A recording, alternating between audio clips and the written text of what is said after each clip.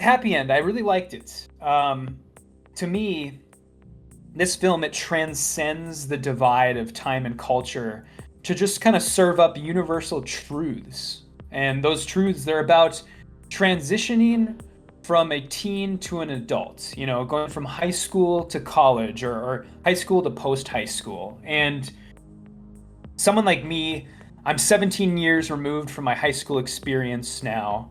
That took place in suburban North Dakota. This is a time and a place that is diametrically opposed to, I guess, modern metropolitan Tokyo. And I think that most viewers, despite that fact, most viewers will, of a certain age, will get something out of this movie. There's this I lived it sort of authenticity to the lives of our five protagonists. And it's all framed around these growing pains from a carefree, listless youth to an adult who you're suddenly burdened and you're suddenly accountable. Like you have to be held accountable. And Happy End, it sort of trades in nostalgia in that way. A lot of this movie is about nostalgia, getting up to no good with your friends, having an awkward high school romance, or changing your belief structure to impress a girl, stuff like that. Having a falling out with a friend over dumb shit, that happens all the time in high school. And this movie, it trades in nostalgia, but it's not the cynical nostalgia of like Hollywood, like the cynical nostalgia of like a intellectual property where it's like, here, I'm gonna dangle an Easter egg in front of your face, isn't that cool? That's something that is from 20 years ago. Isn't that cool that I did that? It's more so like that sort of what you would call it, almost painful nostalgia, or sort of pining nostalgia. And I really, really enjoyed that.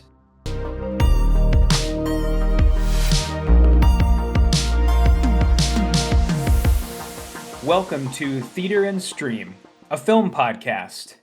I am Matt, that is Chuck, and this is episode 74. We've got a really, really rare treat for you here today. As most of you know, we here at Theater and Stream, we're strictly amateurs. Chuck and I, we're not professional reviewers. We're not paid to be here. We make no money on the back end. We're basically just here for the love of the game. And oftentimes we spend our own money to access the movies that we see. And we only see them when the general public sees them. That's kind of our ethos here, our mantra here. But it's something of a rarity today that we're reviewing a film that has not yet released in theaters. We are reviewing the Japanese movie Happy End, which will land in theaters very soon on September 12th. So do look forward to that. But otherwise, I guess I'll just say that we did not access this movie through any sort of studio system or early screenings, so we are not compromised by, free access to things. Anyways, so, but other than that, in lieu of film news today, we do have a very sizable and a very varied watch list that we're really, really itching to get into. So Chuck, I guess before starting things in earnest, anything else you wanted to say about our movie today? Just that I hope my mute has been in effect throughout all of that, because good lord, we might have to do this over again. Jesus Christ, honey, I am recording right now. I need you to be more respectful. Please do. Go say hi to mommy. Oh my gosh. Good God. I don't want to make you do that all over again. We will clean it up. Put a cut. Yeah, put a cut. But what was I going to say? I have no idea. Bring me back in. Okay. So yeah, I mean basically I was just passing it off to you before we got into the watch list. Since there is no news today, Was there anything else you wanted to say about, anticipatory about the movie that we're going to review today, or do you want to just get right into the watch list? Well, just that. I'm glad that we had the opportunity to review it, first and foremost. It, like you alluded to, we basically just happened upon some kind of a festival screener copy or review or just a reviewer copy.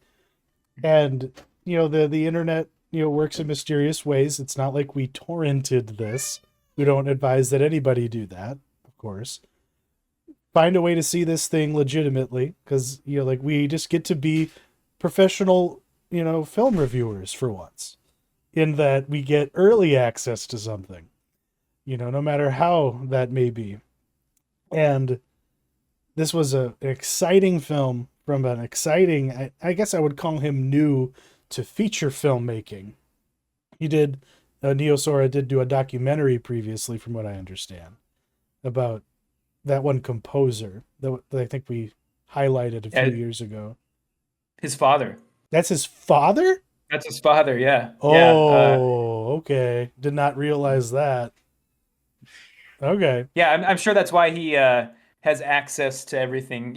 There's of course a bit of nepotism going on here, probably with the Hey, making of this movie, but it doesn't cancel out the talent. I did not.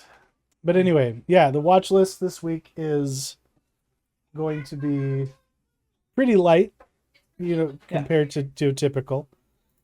And we're going to kick it off first with something that I would argue is an eldritch entity that should not exist.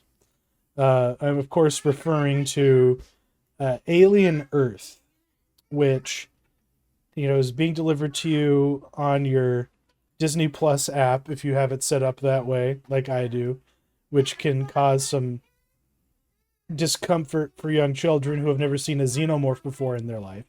And I don't know about you, and maybe we talked about this when we reviewed Romulus, but my first exposure to aliens at all was a brief glimpse of the beginning of Aliens, where you can see the xenomorph pushing against Ripley's belly in her nightmare, like when Mhm. she thinks that she's been impregnated. And to me, that's what Aliens should be about. It should be about this horrific life cycle of an inexplicable species that wants to rape you so it can procreate. Like at its core, that's what Aliens is. Yes, it's Yeah. the space trappings and everything.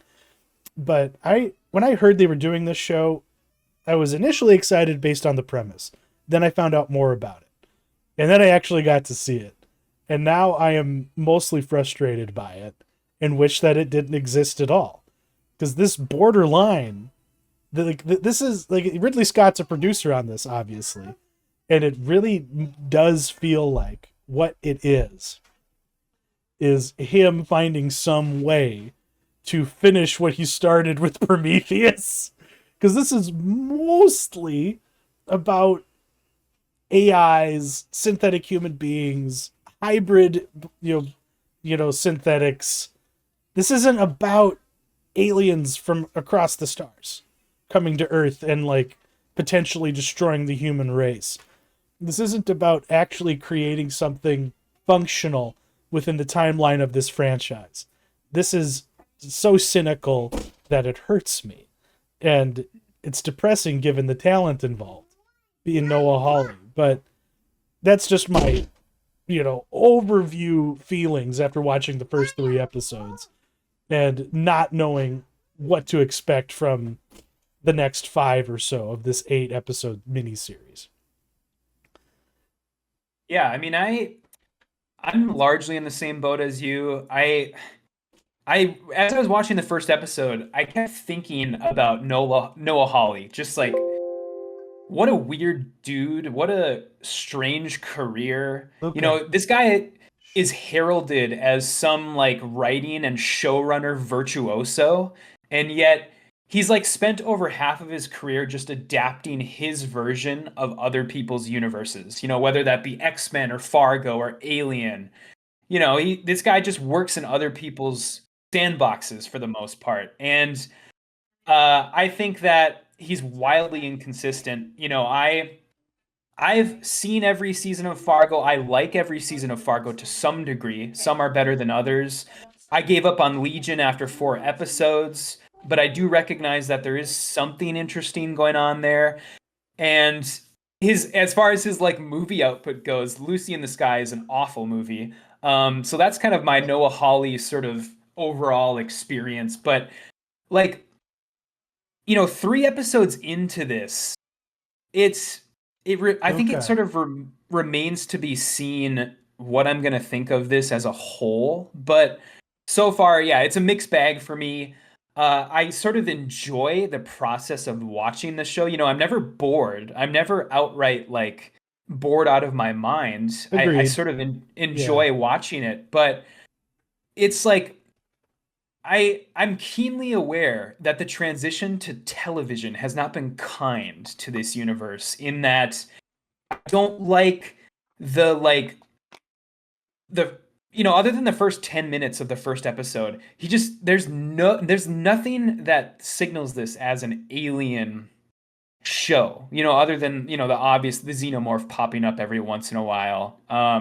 And there's like licensed music, and there's like these really sudden endings to episodes where this seems like one long movie that they just cut up, because the endings to every episode is just like, okay, well, I'm going to end it here. This is where I'm going to cut it, but there's no actual ending to the Yeah. episode. And It's not like, natural.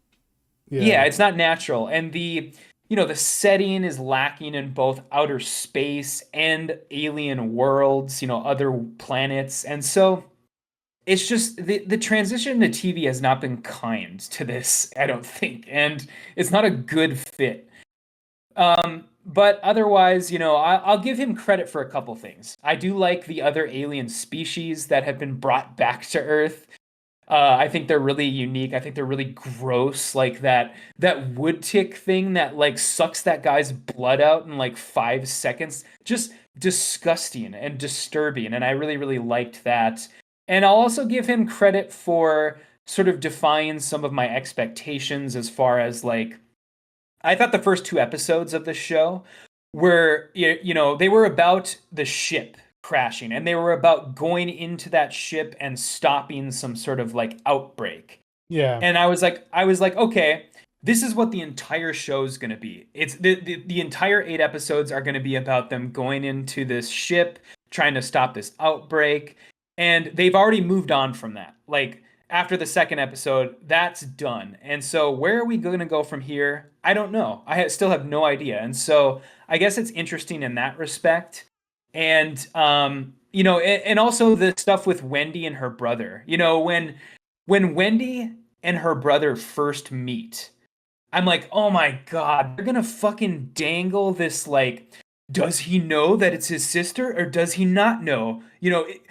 Is she gonna be able to keep it a secret? They're just gonna dangle this for the entire show, and then he's gonna find out in like the second to the last episode or the last episode. But no, it's like 30 seconds after meeting each other, boom, he knows it's his sister. Let's move on from that. And I love that about this show. I hate when they do stuff like that. Yeah. I like that they just moved on, but those are the things I'm willing to give him credit for. Otherwise, I don't think this is very good. I don't think it feels alien enough to me. Other than his like cramming of references in that first episode that is like just like it's like homage after homage after homage, and it's just like, oh brother, Like they let's have an orange tabby cat on yeah. their ship too. It's like, was that just something Wayland Yutani did? Like, so Jonesy Yeah, they just wasn't. put cats on every ship, I guess. Yeah, and Yeah. it's just like that whole first scene is like beat for beat the scene from the first Alien of them like eating around that dinner table after waking up from cryo sleep, and it's like what are we doing here? Like you're spending the first 10 minutes of this show just cramming all these references one after another. And then the rest of the show is just like, I'm doing my own thing. The rest of Yeah. the show is going to be mine. It's all mine. And so Well, I don't know what's going on. it's to the show's detriment that he does that. Like Hmm. the xenomorph itself, like people are like nitpicking the design of the xenomorph. Like the real alien nerds who have like internalized this into their DNA over the decades are like, the face doesn't look right. And I'm sitting here more concerned with the fact that the xenomorph is more of a slasher villain than this eldritch horror that wants to put something inside of you that will burst out of you and kill you. Like, Mhm. the stuff that really got under the skin in this franchise, the stuff that makes people come back to it every time they offer up something new from it, you know, for better and worse, like really kind of goes out the window. The the because like and it's so much more preoccupied with these characters that are more so inspired by like things from Ghost in the Shell and the Anne McCaffrey book series The Ship Who Sang, which is a deep cut, I know, but it's like, because like in that one they take the brains and bodies of disabled children and basically entomb them in ships so that they can Okay. fly ships around and be of some use to society. It's kind of ableist, but I was reminded of that because yeah, it's like they take these terminally ill or these disabled kids and rip them from their families, you know, essentially kill them as far as the world is concerned and their bodies are concerned, and just put them in these adult bodies, which creates all kinds of weird implications. And that could be its own fucking show. And that's what bugs me. Like, this is more of a Blade Runner experience than it is an Yeah. Alien experience. And Mhm. like another thing that I found egregious was all of the butler and maid dialogue. Are you familiar with that trope, that concept? No.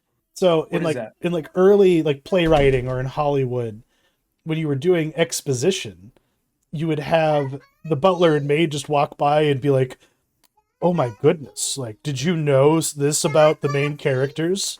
Or did you know this about the world we're in?" And that's literally what the conversation by the crew of the Maginot is in the first 10 minutes. They're just sitting around, like this one kid who is working for Wayland Utani doesn't even know like what company he works for, which I could maybe believe if he was like born on some colony and just happened to get a job on this ship. But how would a ship like that just grab up some unschooled rando to work for it? Which I guess they're trying to allude to the blue collar nature of of space freight. But Mhm. this is something that I like, and this is a nitpick, but they have this throwaway line from, is it Michael Smiley, the guy in the Hawaiian shirt? Yeah. Yeah, where he's like, "We lost a lot of good men looking for this stuff. How come there's no empty cryo like sleep pods? They have a full complement of crew, unless they have like another cryo room that they're just not showing us." Like a backup one or something. Or Yeah. like, or I don't like, yeah, know. like this the expendable crew, the people who actually went down to the surface to recover all this shit from all these other different planets. But yeah, like it, and it like, and I don't know, like the series better should go return to that crew and give us more from them. Like, I want to see where they grabbed all these things from. Not only Mhm. the xenomorph, like, did they just go back to the Prometheus planet? Did they already go to the planet from the first movie? Like, what's going on here? Like what compels the company to redirect the Nostromo there in the first place? And I can understand not wanting to, like, force yourself into an ending like with the Thing remake or with like the early drafts of, like Alien Engineers, that unmade version of Prometheus that literally ended with the engineer from that story crashing on LV 4328 or whatever it is. Like they decided to forego that direction. because they didn't like how cleanly it fit, and it didn't really give them everything that they wanted to do. Oh, buddy, this is a toy. I can't open it. It's a Yeah, this toy is, soap bottle. oh boy. From what I remember, or from what I remember from seeing somebody's timeline infographic, this is placed somewhere between, I believe it's Alien Covenant, and it's only like 2 years before the original Alien, right? Yeah, Is that that's where what we're led correct. to believe? Okay. Yeah, and Yeah, and it's weird in that way because it's you mentioned it on our doc, but it's funny that they're even like talking about stuff like that, like placing this somewhere in the timeline, but at the same time you have Holly out there in interviews saying like this isn't this isn't even really the same universe. Like this is sort of my own like offshoot of the universe. He goes up to and outright almost says this is my own multiverse, but he doesn't quite get there. But you can sort of read between the lines of what he's saying in these interviews. And so it's like, what are we doing? What are we doing here? and this is my nightmare scenario. We are just going to get a remake of the first Alien movie in this Oh universe. God. He is J.J. Abrams Star Trekking this. That is my Yeah. Oh nightmare God. scenario, I didn't even think about that. because Yeah, that that because would. that's the trajectory we're going on, and I hate that, because then they're not making anything new. He can just do whatever the fuck he wants. He can just piss all over it with his weird stink fist, by Tool needle drops, Yeah. which is, I love the song. Like, I don't get me wrong. Like, Lateralis is like one of my desert, island albums. However, it has no place in this. Neither does Ronnie James Dio should not be showing up in an Alien, piece of media. That should just not be happening. Like, it, there's all these reminders of the modern day unnecessarily like that, and we just don't need that kind of thing. And we don't need them to give us Alien again. We like just like we like there's a better case for remaking Harry Potter, like HBO currently is. Like, we don't need this. I wanted like an interesting installment in the larger franchise, which is active and healthy. You know what I mean? Like, Yeah. we had Romulus just like a year ago. Yep. We have, Predator, which is now also quite plainly also in the same like continuity, essentially. Mhm. Or maybe not. Maybe the Holly approach is already how it's working, because in Badlands it's already been kind of revealed that the the android being played by Fanning, like there's like twins, but Yeah, she's from Wayland-Yutani, I Wayland believe. Utani, Yeah. androids in a Predator movie.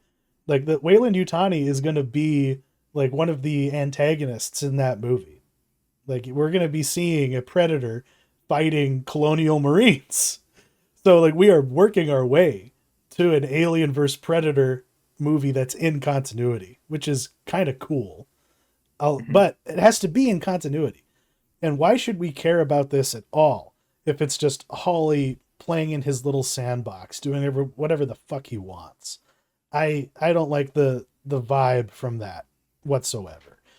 And Yeah, I same. and I don't and like how cagey they're being about it too, yeah, because they're like, it's clear. I think it's very obvious that they're waiting for the numbers to come back. They want to know, they want to know what the viewership on this thing is. They want to know how well it retains viewership over the course of its 8 episodes. And so they're purposefully, we don't know if there's going to be a second season of this or like a second series. He might do a Fargo thing with this where, we might get another Alien season of television, but it's not necessarily going to be Alien Earth season two.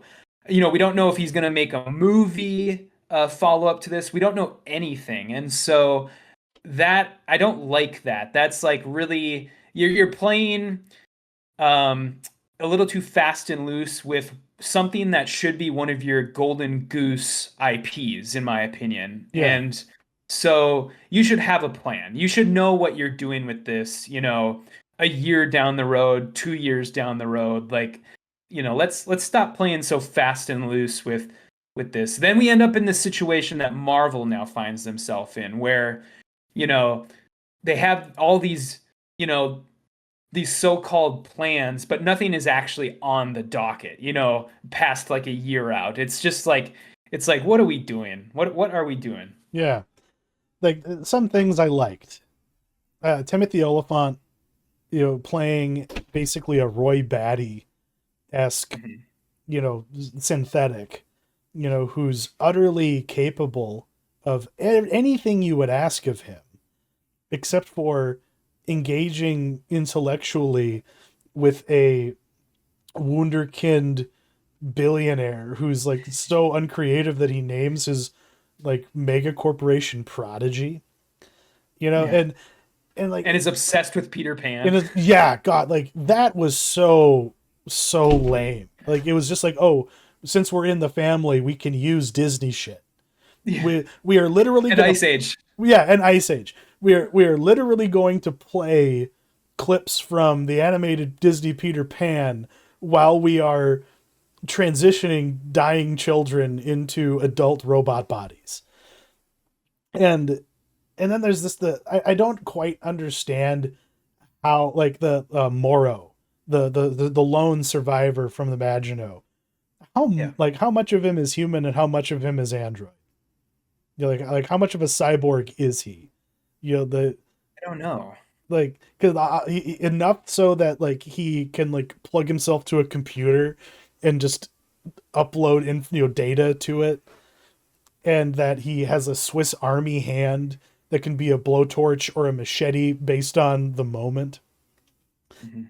Like he's an interesting character too, but Yeah, there's a lot of interesting characters in this where I'm constantly wondering like, okay, where are we going with this? Like him and Timothy Oliphant. I have a trouble as far as what Timothy Oliphant has done so far in the 3 episodes that we've seen. I have trouble reconciling why an actor of his caliber was like, I want to, yeah, this is the project I want to do. I want to play this android. But so far, he hasn't really done a whole lot. It's yeah, like, why did Timothy Oliphant sign up to play this character? What did he see in it? What did he, he hasn't done a whole lot. And I'm hoping that his character, they're going to do something with him in the future because he is, sharing the sort of I guess the protagonist of this series is Wendy, but he is sort of a sub-protagonist, and it's like, what did you see in this project, Timothy Oliphant? What are you seeing something here that we're not seeing, or what's going yeah, on? because he's mostly just window dressing. He's just standing in the background, Yeah. being stiff. But he did have like one good little, I guess, like mini monologue where he was, talking to Wendy about how like your species used to be food and you're still Yeah. technically food, because he is seeing like even going like he didn't even know about the xenomorphs yet, and he was already like basically making the case for the fact that you find something else that's superior to you, on that level where it can hunt you down, and then it's game over for you. You're back to square one on the on like as far as the the that scale of, I can't think of the word, the food chain. Yeah. Yeah, you're something could put you at zero. And so like if the ultimate, according to Holly, like the moral of this story is going to be like, is the question, does humanity deserve to live? Which is so fucking weird, like an approach to take, because this is supposed to be about survival. This is supposed to be about, the individual human overcoming that exact thing, like being rendered, completely incapable and impotent of surviving in the face of something inexplicable. And yeah, like there's so many question marks about this. There are things that are really stupid and weird, and I hate the approach they're taking, but it's grabbed me enough to just want to see what's gonna happen. And because I need to know, just for the sake of this franchise I care about, what they're doing to it. I know some people are just not watching it, period. That's a fine choice to make. But the it's alluring enough. But by God, they better rethink their approach a little bit in light of how cavalier, the you know Holly is being with what he's been given. And like I loved, like you wrote this in the doc, but it's like he's almost like how did you, like, refusing to play with in the sandbox with the toys you've been given, and Mhm. it's like that's spot on. That's exactly what he's doing. Yeah, he wants to do his own thing, and which is fine, but maybe like maybe you should have chosen this series. To me is almost like they chose the I don't know, they didn't put any thought into choosing the creator for the series, basically, in that like they're just like, oh yeah, we got this Holly guy in our back pocket. He's been doing stuff for us, for on the FX channel for the last 15 years. So let's continue to just give this guy whatever he wants. And it's kind of a weird case of not aligning the creator with the property very well, I don't Yeah, think. And so, it's it's um, it's very different from like Trachtenberg, like really like putting in the work, on yeah. Predator, Mhm. or yeah, or like even someone like Peter Jackson, like literally digging and punching through all the Hollywood bullshit to make Lord of the Rings happen. The He's just a mercenary and he's acting like it. So yeah, it is what it is.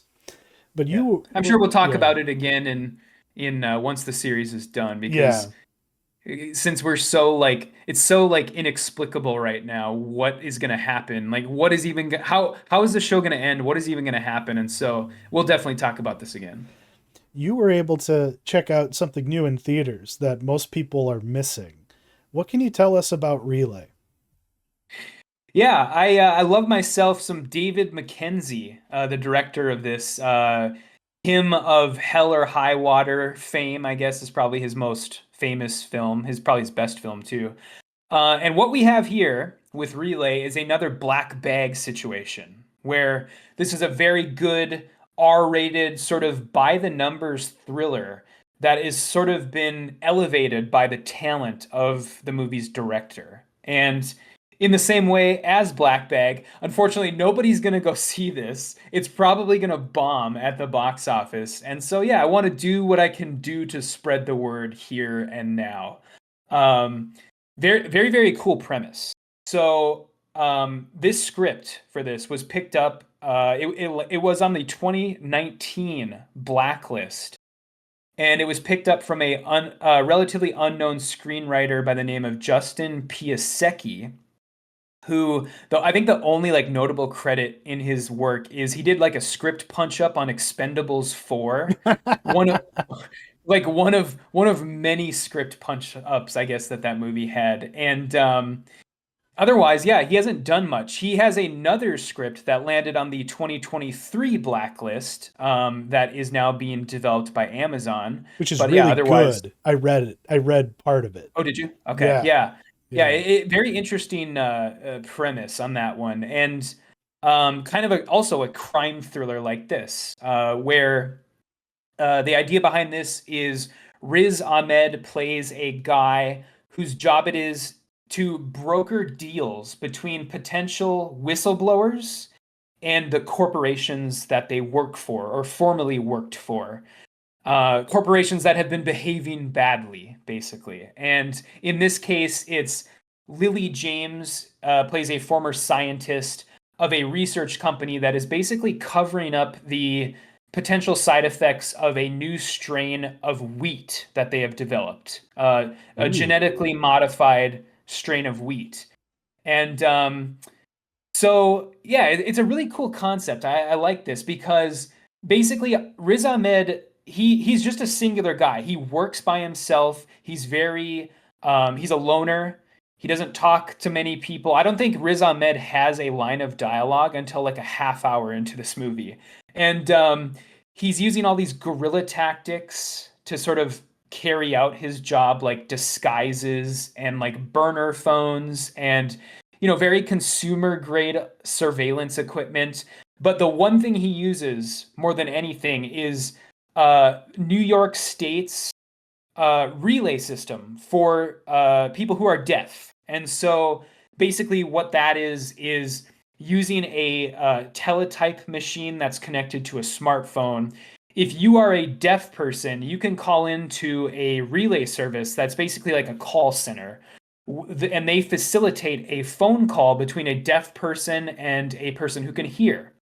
And by law, they cannot record those phone calls. They cannot transcribe them.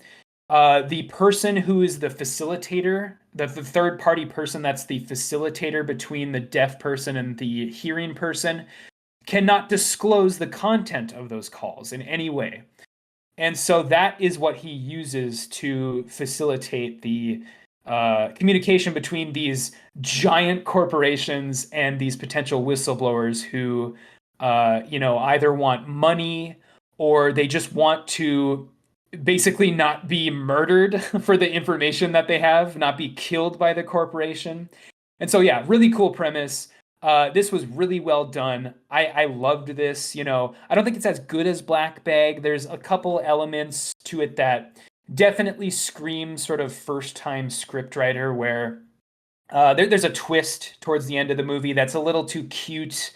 A little too. He's trying to make the movie a little more complex than it needs to be. But it's not enough. It's not enough to ruin the movie. I would say, and so very well executed thriller. Go see it if you have the spare time, if you have the spare cash, that you want to throw at a movie that is probably going to bomb. A good movie that is probably going to bomb, I would say. But yeah, very good stuff.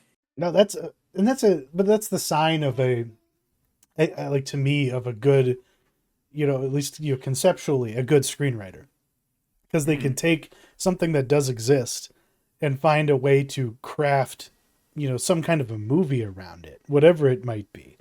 Like I guess I was kind of aware of those kinds of services, for people who are disabled, but the implication of it and like in what it could open up, like that's neat. And you have to wonder, does something like this really exist in the real world? Like, is there someone like Riz Ahmed doing this? Oh, absolutely. Yeah, is it being exploited in this way, essentially? For purposes. I mean, maybe not like as an individual, like because he is so like grassroots in this movie. Like it's literally just him and like all the very very like guerrilla stuff that he can do by himself. But I'm sure in the real world, there's most definitely companies out there that do this sort of thing where they facilitate, the safety of a potential whistleblower in exchange for some sort of, compromising on, in exchange for documents or in exchange for whatever they have, a video file or a PowerPoint presentation, whatever incriminating evidence they have. Spreadsheet, Sure. Yeah, a spreadsheet. A white paper of some kind. And because like there's a person I know, like in the state of North Dakota right now that probably could have benefited from something like this. I'll leave it at that. Yeah. But I'm going to seek this out as soon as I can. I might not be able to see it in theaters, but I'm glad you were able to give it a recommendation. And Stay Course itself, just to, I guess, tease what that movie's about.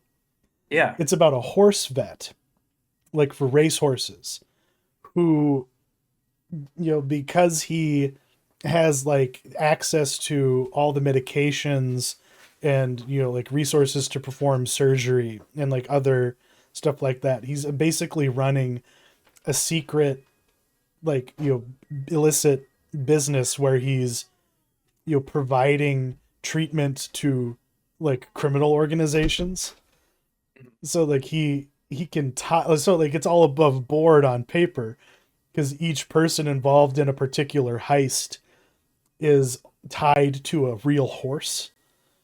So he can be like, "Oh yeah, I performed this operation on this horse," and like, here's the It's horse. actually It's the person. yeah, but Yeah. it's because they all get tattooed with the same serial number, so he knows how to keep the uh, the paperwork straight. And like, oh, and if someone happens to die on a heist, that horse is can be not really incinerated, but he can be like, yeah, I had to put that one down, and there's the furnace that I burned up its body in. Like if you want to go digging around for the bones, you can. And if someone needs to be disposed in that fashion, he can. Like that's the elevator pitch for it. It's pretty good. For like the 30 or so pages I read of it. But if I probably won't read the whole thing, but I did take the opportunity to download the whole slate of the blacklist from that year, and I might poke around in there and see if anything else has been greenlit, because I always enjoyed reading those every year that they were announced and put out there, because it's exciting to see what's coming down the pipe and to see what people are doing and what still hasn't been greenlit. Like there's some really interesting scripts from over the years that may be on the blacklist but will never see the light of day. Like the biopic about Bubbles the chimpanzee, that was Michael Jackson's I chimpanzee. remember that. That was a really neat script, but we'll never see the light of day. Yeah. Next up on the watch list is something kind of weird you came across. That's basically what's the cider that it's Angry Orchard. Angry Orchard. Yeah. It's an Angry Orchard commercial, but it's like a 15-minute Jason movie. Yeah, this is, oh man, I wanted to talk about this more so as like I don't know, a cultural artifact rather than an actual like review, because this is so weird and I mean awful, I guess is the word for it, because this is like, so this is called Sweet Revenge, and what this is part of what they're calling now the Jason universe, which is just Yeah. barf. But basically, this is part of the Friday the 13th like continuation, I guess, or like IP. And what I'll be sure I'll link it in the episode description. So if you're watching right now, go ahead and look for that and then go watch it, because it's a 15-minute short film that is free to watch. And if people are unaware, we haven't gotten a Friday the 13th movie in 16 years because It's there a has been a long huge, time. yeah, there's been a huge legal battle over the rights to the horror series, and that is now done. They have decided what they're doing, and basically the rights are now split between the original writer of the Friday the 13th movie, the original Friday the 13th, Victor Miller, and the director Sean Cunningham, and Paramount. So Sean Cunningham and Paramount are on one side, and then you have Victor Miller on the other. And basically, what they found out through this huge legal battle is Victor Miller has the rights to Pamela Voorhees, Jason's mom, and also partial rights to Jason himself, the killer. And Sean Cunningham has the rights to the Friday the 13th back catalog and also partial rights to Jason. So anytime Jason, the hockey uh, mask wielding killer, anytime he needs to be used in a movie, there has to be a ton of wheeling and dealing between these two parties. And the first sort of thing to come out of this deal is this ultra like cynical, grim short film, Sweet Revenge, which is part of this awful Jason Universe branding. And yeah, you already said it. This is like partially a Angry Orchard cider commercial. There's a lot of product placement in it. The whole thing just seems very low effort. The acting is really bad. The guy that they got to play Jason in this is like weirdly like thin and short stature, so it doesn't even seem like Jason. Like it's really just awful casting. And I mean, the only thing really has to offer is some cool gore, some cool kills, I guess. Otherwise, it's kind of a nothing burger, and it seems to me they haven't outright said this, but it seems to me like this is one of those things that they made to like hold on to their rights, where it's like, if you don't make something after a certain number of years, the rights revert back to, so and so. And that's sort of what this seems like. And it's pretty bad. And yeah, I wouldn't encourage anyone to watch it, I guess, but if you want to, it's free and it's on YouTube right now. It's depressing. But like Mhm. when I saw this, like I Luca and I had just watched ET together, which That's right. for a Yeah. 2-year-old he was locked in on that. Mhm. Every time ET did something, he like leaned forward on my lap and was just like, "Whoa, what is that thing?" He was really interested in it, and then it made me think about that weird like holiday commercial that they did with Henry Thomas as an adult in ET. Oh God, and With the Reese's Pieces. that's what it Yeah. was. It was a Reese's ad, and that made me laugh. In retrospect, because I watched it again, and the last thing we need is for that to become the norm.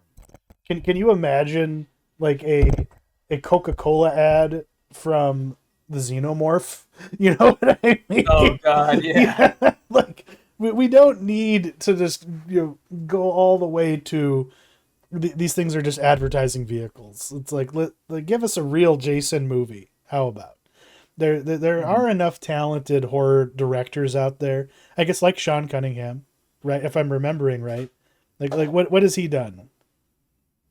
Well, I mean, yeah, other than the Friday the 13th, he did Scream. He did I Know What You Did Last Summer. So Okay, yeah, he's got he's pretty hit or miss. His recent stuff has been pretty meh, but yeah, I mean, this is the guy who brought us, multiple timeless horror franchises between this and Scream and I Know What You Did Last Summer, which isn't, I guess, quite as notable as the other two, but yeah, he definitely has the goods to. He's definitely the idea man, I guess. yeah. Can't Yeah. have not everything can be happy end, but at the very least, let our horror franchises be legitimate films and not just commercials. That's the mission statement there. Why don't you take us into our feature review? Yeah, so our feature review, as we said at the top, it is the movie Happy End, the Japanese movie, which will be available in theaters September 12th. But yeah, it's Happy End. I really liked it. To me, this film, it transcends the divide of time and culture to just kind of serve up universal truths. And those truths, they're about transitioning from a teen to an adult, going from high school to college, or high school to post high school. And someone like me, I'm 17 years removed from my high school experience now, that took place in suburban North Dakota. This is a time and a place that is diametrically opposed to, I guess, modern metropolitan Tokyo. And I think that most viewers, despite that fact, most viewers will, of a certain age, will get something out of this movie. There's this I lived it sort of authenticity to the lives of our five protagonists. And it's all framed around these growing pains from a carefree, listless youth to an adult who you're suddenly burdened and you're suddenly accountable. Like you have to be held accountable. And Happy End, it sort of trades in nostalgia in that way. This a lot of this movie is about nostalgia, getting up to no good with your friends, having an awkward high school romance, or changing your belief structure to impress a girl, stuff like that. Having a falling out with a friend over dumb shit. That happens all the time in high school. And this movie, it trades in nostalgia, but it's not the cynical nostalgia of like Hollywood, like the cynical nostalgia of like a intellectual property where it's like, here, I'm gonna dangle an Easter egg in front of your face. Isn't that cool? Something that, is from 20 years ago. Isn't that cool that I did that? It's more so like that sort of um what you would call it, almost painful nostalgia, or sort of pining nostalgia. And I really, really enjoyed that. But yeah, furthermore, I think director Neo Sora, he grounds this in a surveillance state Japan that has a very non-specific near future title card. And I think the only thing separating our perspective future from the one he presents is that title card. That's just like near future. And we have these scenes of political upheaval, we have scenes of seismic, geological unpredictability with the earthquakes. And I think the shared theme here is uncertainty, whether that be uncertainty for your life, uncertainty for your country, uncertainty for the literal planet that you live on. And it's all served up in this really nice, intimate, wistful package that is ultimately hopeful, I think. Um, but if I have to say anything off the top here bad about this, I guess I think that its scope to adequately cover all of these things often exceeds its grasp. There's by the end of the running time, which is under 2 hours, I was left with sort of whispered themes, glancing themes, rather than like definitive, declarative mission statements about things. And ultimately, though, I don't think the mannerly demeanor of this film does not detract from its relatability, and I really, really enjoyed it. But yeah, Chuck, what did you think about Happyend? Well, I think you're right about it being not quite as like fully going as deep as it maybe could have into Mm-hmm. the themes and the subject matter that it was exploring.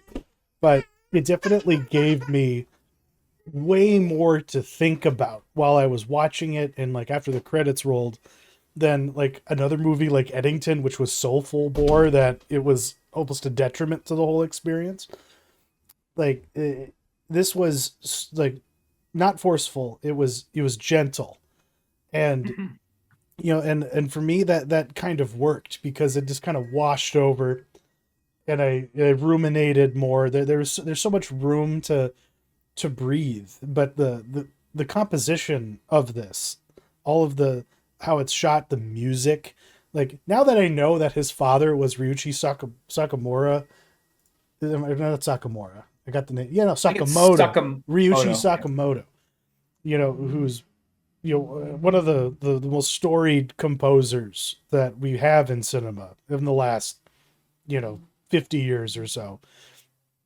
The you can get like that's in the DNA of it, and it makes me wonder what about his own upbringing, kind of brought him to where he is making this movie. Having that man as a father, because in general these kids are just average. Just we don't we know like one character, his mom just runs like a expat Korean like convenience store restaurant thing where they can get kimbap and like chicken skewers and stuff. And we don't really know anything about the others characters' families, or in like what their parents do. And we just kind of experience them at school and in the evenings where they aren't doing anything, and they're just goofing off and just getting into trouble. But like Mhm. it reminded me so much of the kinds of hijinks that my friend crowd would get into. Like I was friends with a kid who was a like he was a digital cassette tape handy cam like want like aspiring filmmaker. And he one time made a like this thing called the movie, which was just them doing skits and stunts and doing like jackass stuff, essentially. And they made a sequel one year called The Movie Reloaded. And a part of the movie Reloaded was him putting on like an alien mask and breaking into the pool in the middle of the night to go down a slide. And then that escalated to him breaking into the school because it was really easy to do. Like, we're in rural North Dakota. There's no security cameras. You know, like, there's maybe one deputy out every night with the sheriff's department driving around. And if you just approach the school in the cover of night, you could go into the entryway, crawl up, and then boom, you're on the second floor mezzanine and you can have free access to basically anywhere in the school you want to go. And they wound up taking, metal folding chairs and sliding them down the stairs of the gymnasium. And that was a part of the movie Reloaded. And when the movie Reloaded was finished, like, I helped them, like, do some things with it. They gave me a VHS copy of it to watch. That's how they were distributing it. And I had a VHS set up downstairs in my, parents' home with a GameCube and a VCR, and I watched it. And I left it in there. And then my mom was like, "What's my son watching down here?" And she popped it in and she watched it. And then she reported it to the fucking school. And then, like, they literally, you had to deal with the consequences of their actions because of me. But, like, that's what this kind of reminded me of. It's like that kind of hijinks where it's like you're not really breaking the law.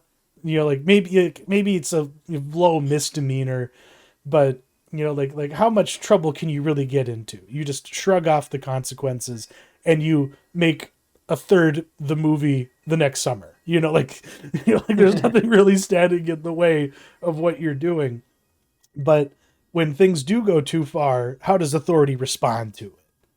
And in our case, they started locking the entryway door of the school. That was how they responded. But in this movie, they set up this panopticon. It's literally called, like, Pantopy is the name of this security system that has, like, a Chinese social credit demerits system worked into it. So it's like every little rule you break that you're not even really, you break it so often you don't even think about it. Suddenly there's like a measured consequence for it. And what does this effect have on your classmates and yourself? And that I found infinitely interesting. Like, there's a really broad theme to this. It's like why is this kind of authoritarian tendency necessary in the young?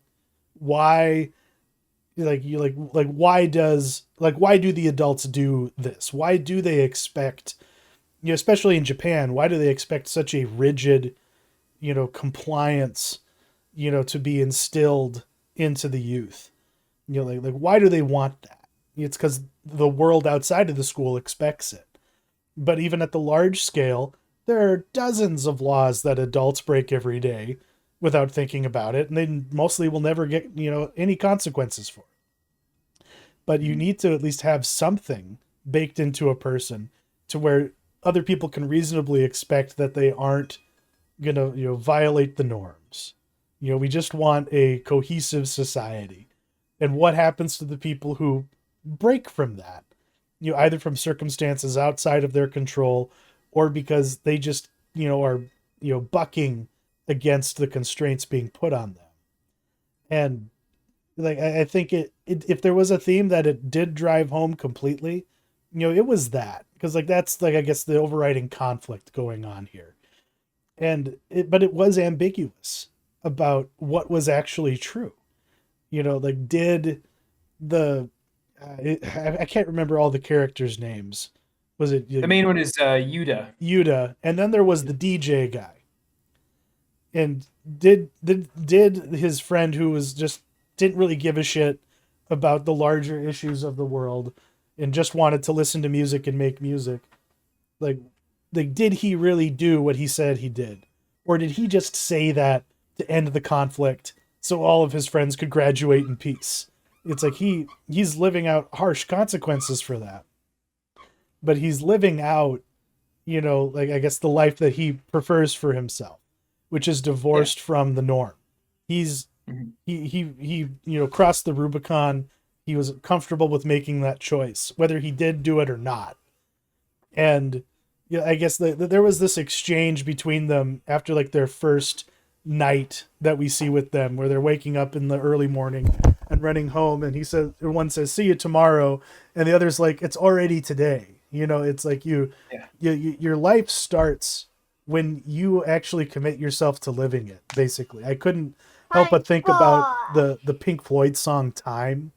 Like Yeah. that song really has Mhm. resonated with me, throughout my life. And there's a line in it: "No one told you when to run. You missed the starting gun." And for some reason, I did, like that just kept on ringing in my head the whole time I was watching this. Because at what point are you gonna become an adult and give a shit, about what's happening around you? And or are you just gonna carry on with being focused and preoccupied on things that to most people don't matter, but matter to you, and matter deeply to you. And I don't know, I this movie really hit me hard, and I really liked it. So I guess where do we Yeah. want to go from here? Well, I think it's important to talk about. I mean, we can take each one of sort of the things that he touches on, but you had already mentioned it about the sort of the surveillance Yeah. and how, why would the government want to do this? Why would the school want to do this? And I think that, part of it is because, an informed youth, a politically active youth definitely makes for the same adults, Yeah. an informed and involved youth, it makes for a politically socially involved adults, and they don't want necessarily want that. And there's also something in here about, I was trying to sort of quantify this in our doc about how, Neo Sora is about the same age as we are. He's 34, and he, like us, is he there we are among one of the last generations that will remember a time before everybody having a smartphone, or we remember a time before there being cameras on street corners and on stoplights. um, we remember a time before, the second that somebody digresses from whatever the social norm is, we remember a time before bystanders pulling their cameras out of their pockets and filming it, right away. And I think he's touching on this sort of importance of teens being able to learn from mistakes, being afforded the ability to learn from mistakes, being able to have experiences, and just being able to get up to no good, basically, Yeah. without the sort of life-ruining penalties that our society really doles out in spades these days. I mean, somebody puts a video of you doing something online that's, even slightly a transgression, you might have ruined your life. And Yeah. Yeah. No, and if Daniel Blickensturfer had been doing today what he was doing then, he would be in juvie, like yeah, he'd be in yeah, trouble, like real trouble. And like he things did escalate with him, like he turned out all right though, ultimately, because he kind of had like the freedom to do exactly that. He was able to explore himself and his interests and Mhm. kind of figure out for himself what's reasonable, to do, involving other people and other people's property, Yeah, and I and think like he's, you had already said this. They're doing pranks. They're doing a lot of pranks in this movie. They're smoking cigarettes. They're sneaking into classrooms, stuff like that. And yes, these are like bad things, I guess, or transgressions, but they're hardly notable when it comes to, the stuff that we did as kids. And with the introduction of the camera system and the point system, every infraction is caught. Even the ones that would otherwise go completely unnoticed. And things like hugging, like yeah, yeah, and yeah, but the smoking, it's yeah, it's an the imperfect system though. That scene where the baseball captain, who's obviously a yeah, good old boy, because they've figured out because you've put those restrictions on people, they find ways to subvert it. or like Hmm. you'll get around it. And they figured out, oh, if we stand here, the camera can't see us, and we can smoke in this little alcove, this little alley thing. And he walks by, calls them out for it, picks up the cigarette, but he's in view of the camera. So he's the one losing points. And when he throws it on the ground, he's littering. He's losing points again. Like, that made me laugh. Yeah, that Because, was a great scene. Awesome scene. Yeah, a lot of the scenes in this film are like subtly funny, if not just outright funny. And like the weird like teacher's aide that is like just in a completely different movie than anybody else, who's like just so like wacky. And yeah, he's pretty bonkers. And I liked the school sit-in scene, when they're doing the sit-in in the principal's office, and he orders food for everybody, and they just opt to eat like the gas station sushi instead, because they're sticking to their guns. And yeah. that I like that. That was pretty funny. And one of the things though, I'm curious to get your thoughts on this. Another thing, sort of one of the themes that Sora touches on but doesn't go like super deep into is the foreigners in Japan thing. Yeah. And in order to sort of understand that, I think you have to have at least a bit of familiarity with the changing attitudes towards foreigners that have happened in Japan in like the last 5 or so years, where post-COVID Japan was flooded with tourists because of a number of factors. People were just doing more worldwide travel after COVID. The yen is really weak right now, so your dollar can be stretched really far there. Stuff like that. And the Japanese people are sort of turning on tourism now, where they find tourists annoying, I think, for the most part, where just are they're Japanese people are more mannerly. They have a lot, to put it bluntly, they have a lot more of a like, I'll do my thing, to pull up society as long as you do your thing. It's a lot less individualistic than American society is. A lot less loud, a lot less boisterous, stuff like that.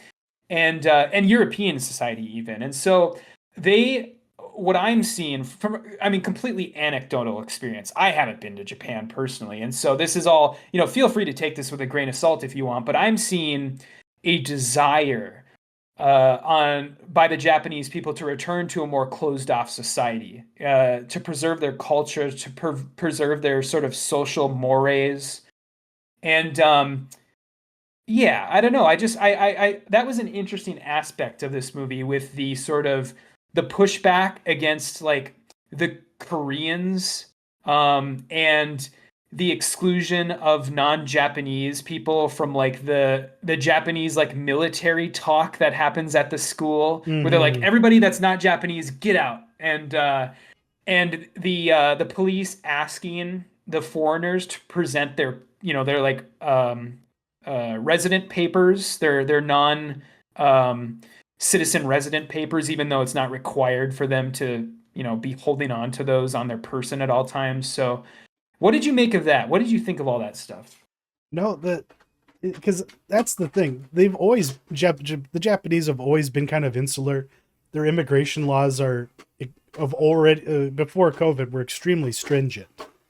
Like unless you're just a tourist, if you wanted to move to Japan, good fucking luck. You had to be rich to do that, or have like some kind of a credential that would give you a job that they needed you for. Like it's not at all like Europe or the West in that respect. So for them to even be like, okay, we experimented with this, we don't want it. That like that's interesting. But the when the how the police would just like, there was cops with phones, cops with smartphones, just like scanning like the side of your face, and then getting your whole record right there. Like that freaks me out, because I wonder if that's real or if that's just another example of the near future elements that we're talking about. But the because like yeah, I like there were a couple like African, or at least like or even African American characters in this, and some white students at this school, and it's like, how did you guys get here? Hey, Why are you Daddy. here? And Daddy. what, honey? Yeah, I I noticed that love you too. too. There was, yeah, a couple, a lot of this cast who this is their first role, their first acting role is largely non-Japanese or half Japanese. Like the girl in the group of friends, the actress name is Sheena Peng, is Chinese. Um, the Hayato Kirihari, who also plays one of the kids in the group, is half Korean, and of course you have um, the black kid from Detroit Yeah. who is in the friend group, who is of course American, and so he's there, and of course he's part of his little storyline is he's gonna have to go back to Detroit, and everyone's really bummed about The that, and holy land of techno. I loved that. yeah. But but that experience, of growing up in a different country, like at this age. Yeah, and this is true all over the world, but like the Taiwanese character is talking about how, like, she's become so Japanese herself that, she speaks it better than her native tongue. And she can't even talk to her dad without her mother having to translate. And like that part of it I found really interesting. And that and I guess grateful that he put that in there. And Yeah. the and yeah, because and how we reckon, I guess, yeah, because a lot of the like socio-political things coming up in here, in addition to that, the like what we're seeing, that I guess it's all over the world. Like there's all this concern over how the youth are being corrupted by their academic ideas, the books they read, the YouTubers and streamers that they consume. But like, and like being fed up with with outside influences, I can't blame them to a certain degree, like especially around tourists. Do you know who Johnny Somali is? No. Is it like a YouTuber tourist or something? Yeah, no, he's like one of those like IRL streamers who just goes places and streams live. And he is a menace to society. Like he's probably the worst example of this, especially when he's traveling to countries like Japan where he's being so uncouth and just like barbaric, for lack of a better word. Like if he were acting that way in the United States, we'd have the same view of him, but he'd be tolerated. He's like now like on trial. Like he could go to Japanese prison because of like what he's done over there. Like they were like, we're not just going to deport you. We are going to punish the shit out of you and make an example out of you. Like it's like that's the degree that they're fed up. And but like the whole like I don't know, the immigration topic is relevant to us, here today, in the United States. Obviously, there's lots of troubling developments on that front, and you wonder like how could things escalate, in a nation like Japan? Like where are things going to go if they take their retrenchment as far as even we are, in that regard.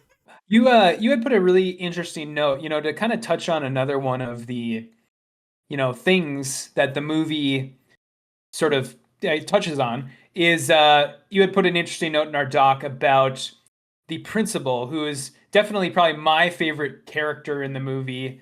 I believe the actor's name is Shiro Sano, who plays Principal Nagai.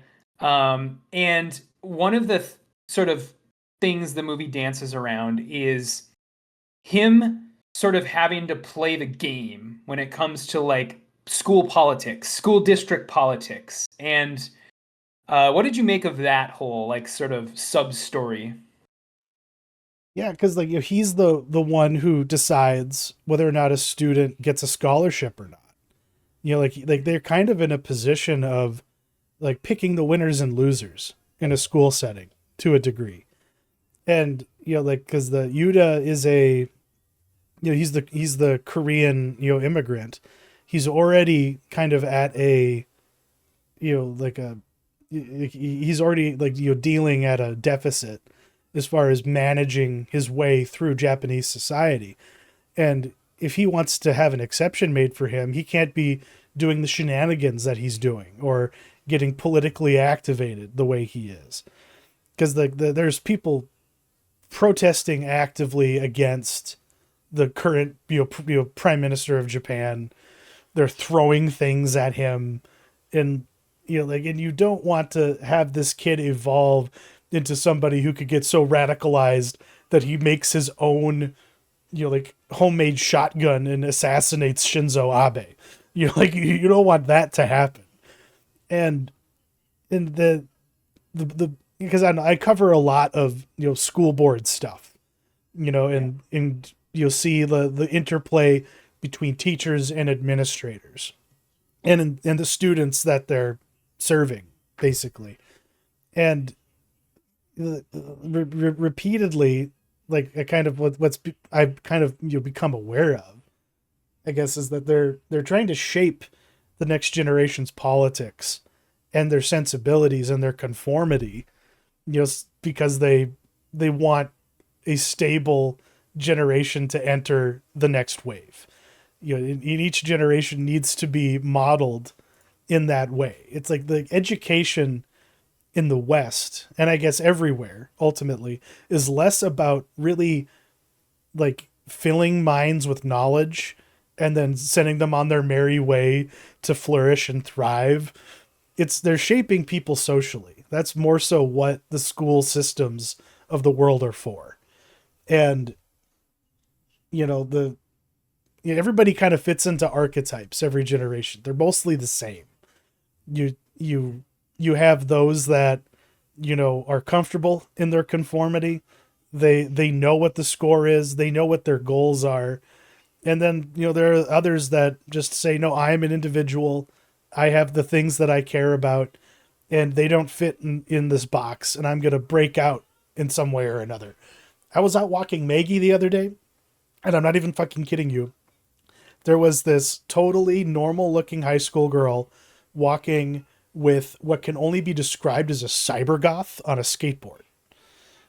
And Oh, like with a leash? not on a leash, but Oh, like, okay. I was like, what? but like she had like black face paint on. She had like Okay. blue dreadlocks, and just I was just taken aback because I'm like, this is Minot, North Dakota. How radical do you have to be in your self-expression to stand out? Not that radical, but this kid was. And I was just like, holy crap. Like what are you about? Why are you this way? Like, do you go to school? Or are these two like people this? friends? Are they like, how could they be friends? But they were. Yeah. They were, before, the school hadn't started yet. So it was the last, like, wilding away the hours before all of their time was determined for them. So this is what they were doing. And this movie really does, get into that, quite a bit. Like there's that one, character who's like, I don't know if it's like really frilly pants or if it's a skirt. He's the one that puts the cracked car on the back of his, like jacket at graduation. Oh yeah. Like I think he gets a demerit just for the way he's dressed. And he doesn't change. He just eats the demerits every day for the rest of the school year, based on what I can tell. But yeah, his name was I think it's Atta, I Atta, believe is who that was. Yeah. Yeah, yeah. he was great. He was funny. Yeah, he's the one that I don't know. This is off topic, but like the weird moments where the other characters would be separate from like him and the Taiwanese girl, and they would like talk. They would like Imagine the imagine conversations the they're having. conversation. Yeah, I enjoyed those little moments because it's like how correct are their observations? I'm guessing probably right on, but I didn't understand. Like initially, I was like, why do their voices sound so weird? When they were because he hadn't turned back to show us who was actually talking yet. Mm-hmm. Yeah, yeah. This movie was very fruitful for things to think about, and and it's a reflection of things that are universal, and I don't know because I don't know, every school these days is covered in cameras of some kind.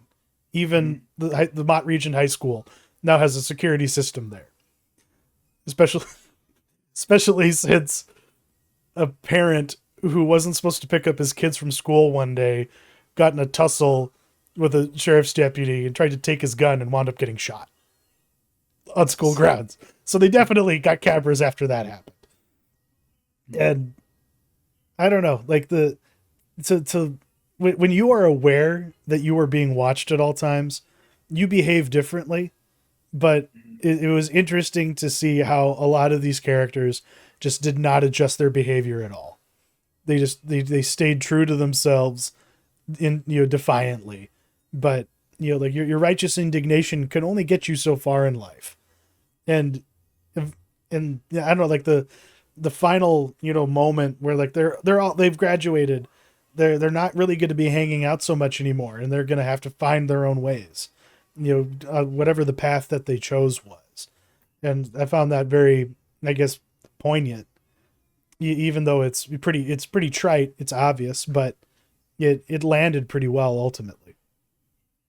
Yeah, that the final sort of moments are really good where it's like, they sort of reconcile, and but things are still, it's very true to life. Like I said, it kind of brings about feelings of like wistful nostalgia where it's like, okay, I kind of remember like, a friend that I had, say, in like high school that I drifted apart for some reason or another, and it kind of reminds you of that, where it's like okay, they reconciled at the end, but you still get the sense that these two guys are going to go their separate ways. Things aren't gonna things are smoothed over, but they're just going to kind of drift apart. And it's literally, I mean, it's very plainly shown by them literally walking separate ways Yeah. on that like elevated sidewalk or whatever it is, where they literally go separate ways.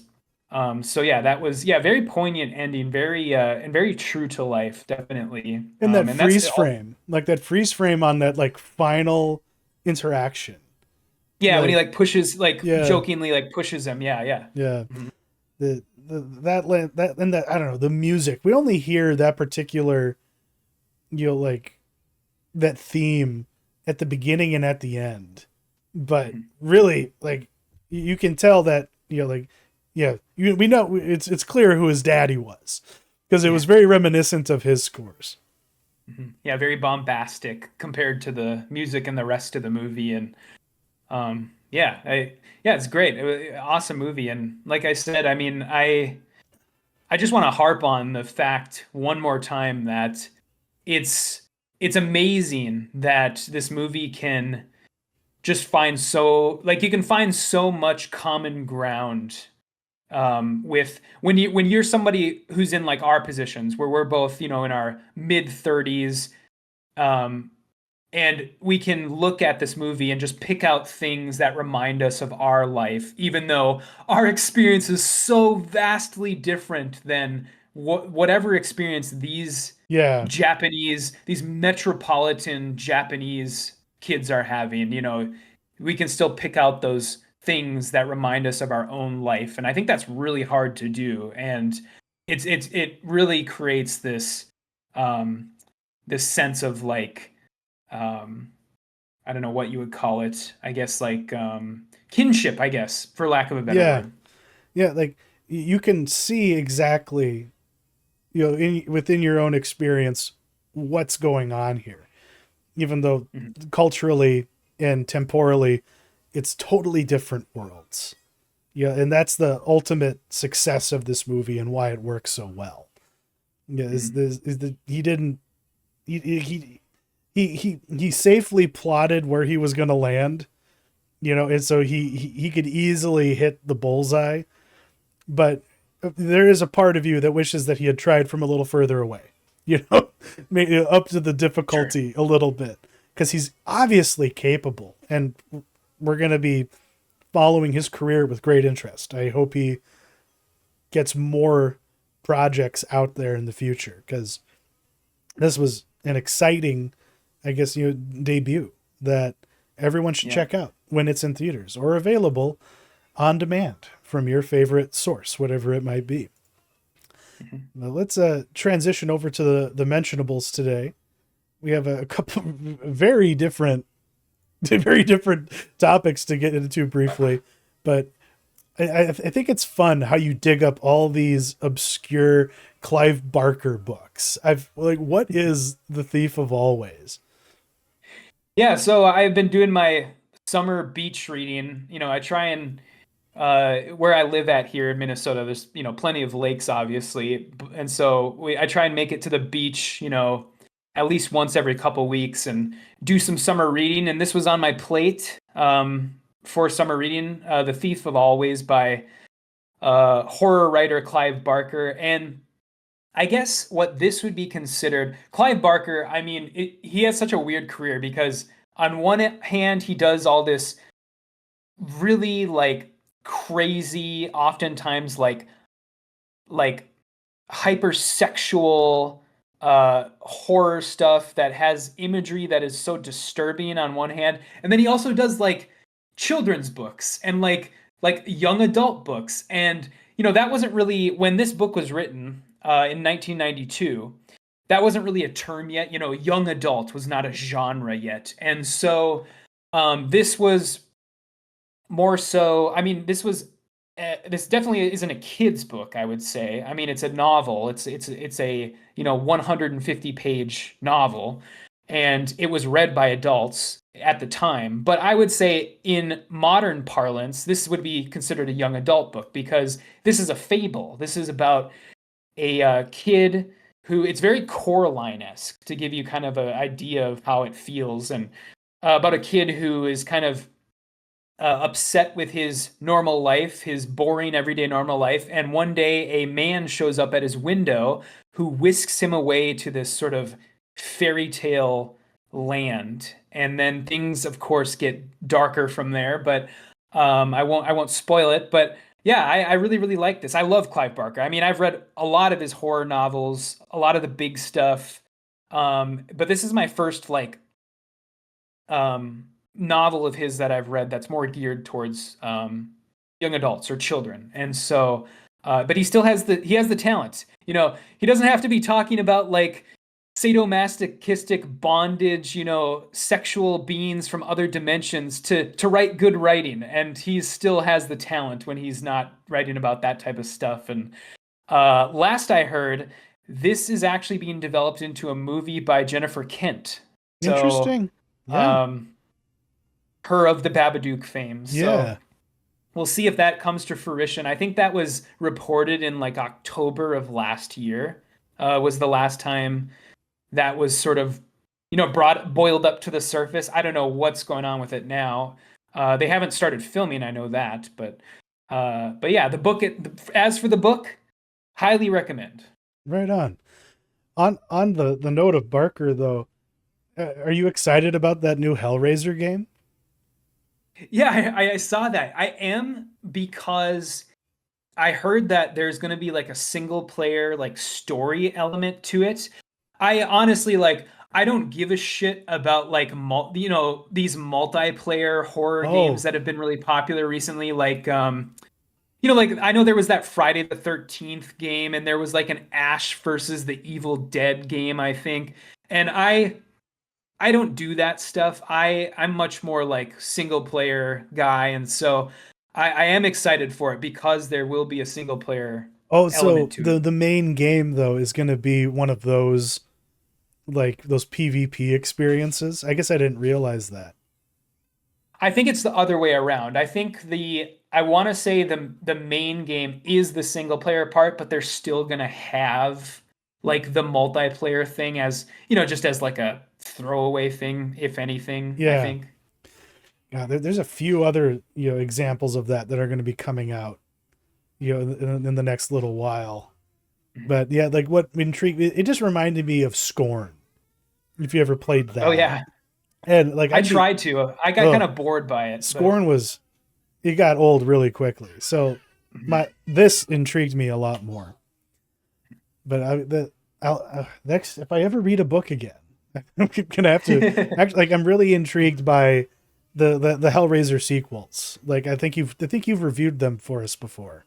Like is it like the Red Gospel, the Scarlet Gospels? Yes, yeah, Yeah, yeah.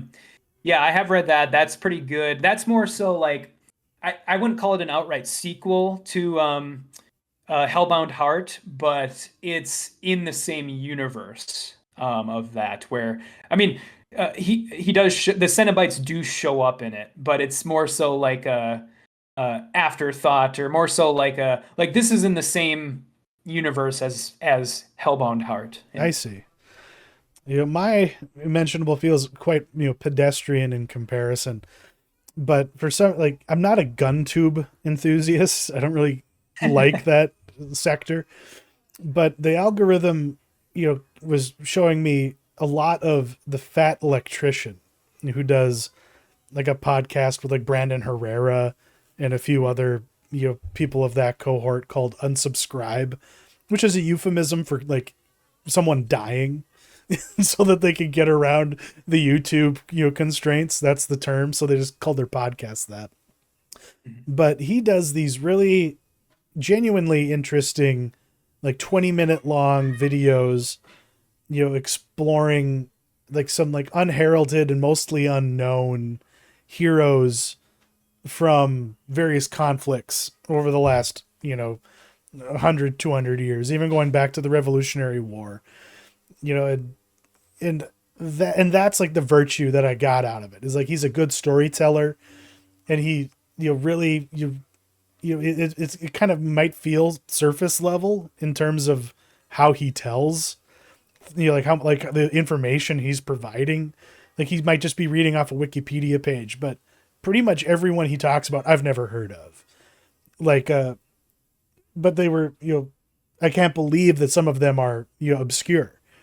Like Willis Ching Lee was like a functionally blind marksman who won gold medals at the Olympics, and then was a like an actual like proper sniper who became like a Navy admiral, and was like like he was the only American battleship captain to destroy another battleship during World War II, because he treated his like his guns on his ships like sniper rifles. He was so tuned in that like he could get them like to give a level of precision that had never been seen before.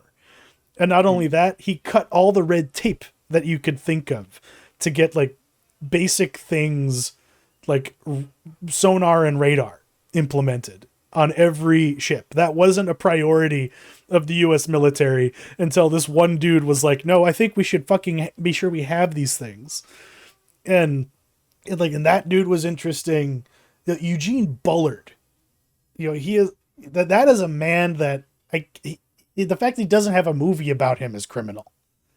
He was a World War One, era veteran, but like he was a African American boxer who was training in France when World War One started. So he joined the French Foreign Legion, basically won their Medal of Honor like 2 times over, and then became a pilot. And he was like a fighter ace during World War One, and then during World War Two, he ran a nightclub and was a spy for the French resistance. Like he was obscure in his time. Like he was literally the elevator man, at the NBC, like the Rockefeller Center.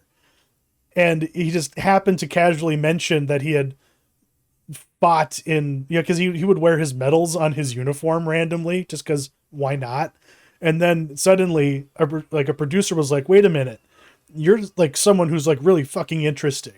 And then he like got interviewed on the radio and TV, and had he got a biography written. But for the most part, I don't think anyone who goes through an American education knows who this dude is. And if DEI could have done anything for us, it could have been getting this dude's story out there, so I wasn't hearing it from like an overweight vet, who just does like videos on YouTube. Like, I don't know, like, so being introduced to all these people was more so like what my mentionable is. Like, like watch his videos and then do some further reading because he's just scratching the surface on who these men and women were. But yeah, Yeah, it's kind of like so it's like one step deeper because a lot of these guys, I've heard about guys like this, but a lot of these ones that you're mentioning, I've never personally heard of. So it's almost like a one step deeper than, the more famed like war heroes like, God, what was his name? I think it's like Vasily Setsov or yeah, the Zaitsov. Russian It's sniper or like yeah, Simo that Haihei, the Finnish sniper. Like yeah, yeah, yeah. yeah, So like it's like one layer deeper than like guys like those. yeah, like there's the people who inspire movies like Fury, like the War Daddy, like that was a real guy that they based that movie on, and his tank crew. And then there's like people like Robert de la Rochefoucauld, who was a 17-year-old French nobleman who had to like grow up with Nazis in his home, who just said fuck that, I'm gonna escape to England, and he gets brought into the OSS and trained into the OSS, and then blows up factories and trains and escapes from prison and torture multiple times. Like they I don't know, they're not like even the American ones though. Like there are people that have they didn't get the Medal of Honor, but they maybe should have. Like for because of politics or whatever. Like like Guy Galbadon, I think is how you say his name. Yeah, like he was a Latino dude who ran away from home and was raised and like adopted by a Japanese family, who then were taken into the internment camps. So he like was pissed off at the Empire of Japan for attacking Pearl Harbor and leading to his adopted family to be put in a prison camp. So he joined the Marines, and instead of like just strictly killing as many people as he could, since he knew Japanese, he would trick Japanese soldiers and like whole units into surrendering. And then like they called him the Pied Piper of Saipan because he got like ultimately like thousands of Japanese troops to surrender, when typically their honor code and their orders basically said you fight to the death no matter what, or you kill yourself. And he was able to cut through and change that, at least when he was doing it. So yeah, the interesting stuff, and just a reminder that there are so many stories out there. Like hell, there's so many stories happening right now on the various fronts of conflict in the world that we'll never hear, until maybe decades down the line. And keep that in mind, and just know that even like as a member of the media, we're never giving you the full story. We're never giving you everything we could be giving you. And always seek out lessons from history, or just reminders of courage and humanity that do exist. Even like my own grandfather, I didn't know this, but a history class at the high school interviewed him for like a World War II project, and they had him do like his oral history of his time in World War II. And I knew some of it, I didn't know all of it. But like my aunt and I were talking this morning, and she told me about this. I didn't know about it. And now I want to listen to it, because there's definitely things he talked about that he never shared with me personally, that now I want to know, especially given my mentionable here today. Yeah. Yeah. But that's our show for today. We're going to be, I guess, we're going to straighten out exactly when we're going to reconvene, but we're more than likely going to be talking about Spike Lee's Highest to Lowest, like his remake of High and Low. He just couldn't help himself, could he, with how he titled that? Yeah, it'll be interesting. It'll be I like you said at this movie, well, it's out in theaters right now because of course Apple TV Plus is doing the token 1 week theatrical release because they think that this might have a chance of getting some noms for awards, but um it'll be on Apple TV Plus. Let's see, I believe, well, actually on September 5th. So yeah, we will see it then and review it then. Alrighty, thank you for joining us, and Bye-bye. November wants to say goodbye. Okay. Get the kitty cat headphones. Bye-bye. Goodbye.